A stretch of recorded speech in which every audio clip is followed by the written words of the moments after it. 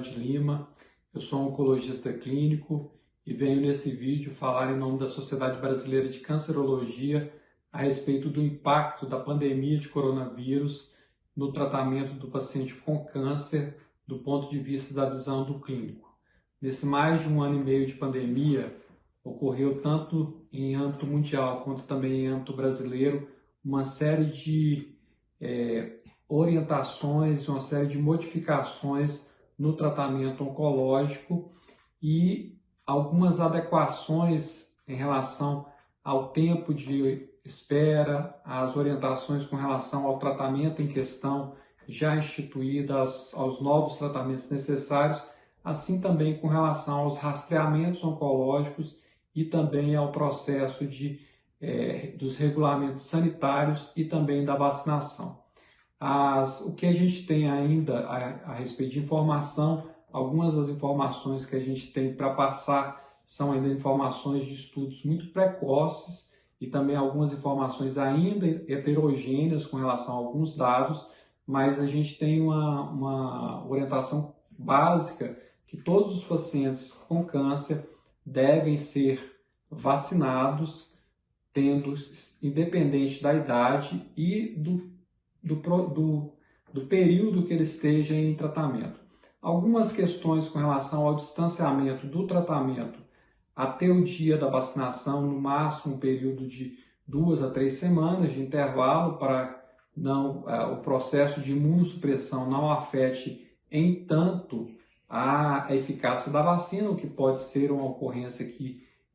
de fato pode ter, mas o paciente deve consultar o seu médico oncologista que vai dar as devidas orientações. Não escolher vacina, a vacina que estiver disponível deve ser aplicada no paciente oncológico, então essa é uma outra orientação básica também. Então as vacinas já disponíveis e que têm os regulamentos também com relação à aprovação da Anvisa e da vigilância sanitária devem ser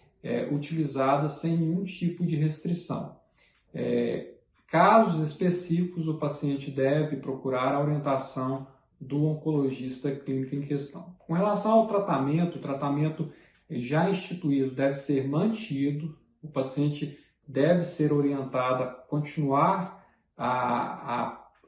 ida no serviço nas datas agendadas para fazer o tratamento específico. Se houver possibilidade de troca do tratamento venoso para o tratamento oral, essa possibilidade deve ser discutida com o médico oncologista, e se houver uma possibilidade de reduzir as idas do paciente ao serviço, ao hospital ou à clínica, o paciente deve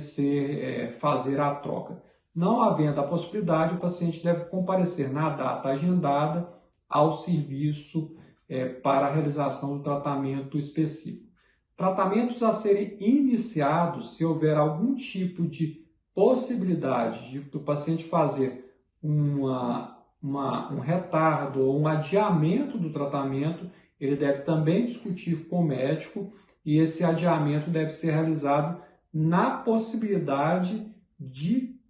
não haver nenhum tipo de prejuízo para o paciente nessa questão. Havendo qualquer tipo de risco maior ou o benefício do tratamento sobrepondo ao risco da contaminação do coronavírus, o paciente obviamente deve seguir o tratamento oncológico a ser instituído. A mesma questão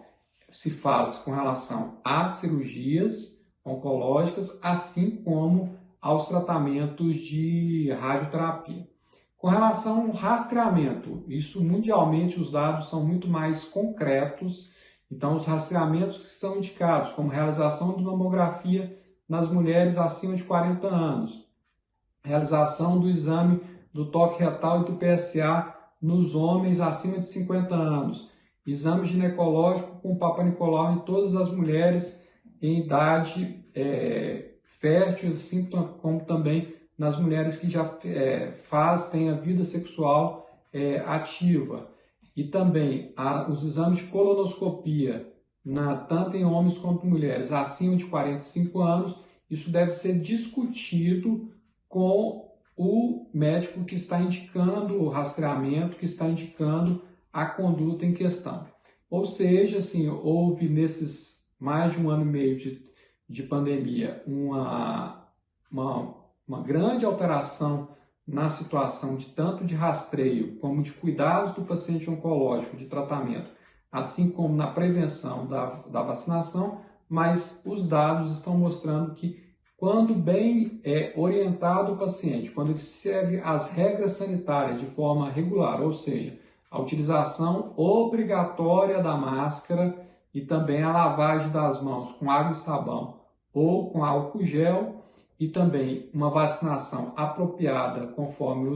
as regras e os regulamentos do Ministério da Saúde, há uma redução expressiva do ponto de vista de contaminação, de transmissão da doença, assim como você obtém os melhores resultados no cuidado do paciente oncológico.